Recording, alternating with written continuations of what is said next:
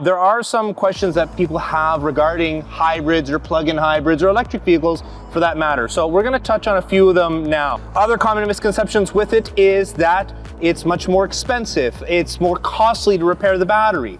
So yes, battery technology is expensive, but remember that you're getting the longest warranty in the business with Mitsubishi products.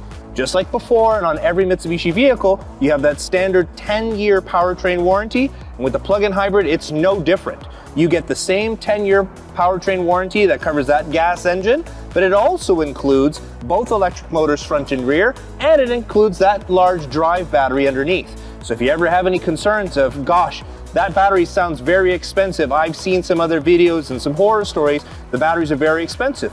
You're not wrong, the batteries are expensive, but you have the longest warranty in the business to make sure that should anything go wrong, we have your back, just like we always have.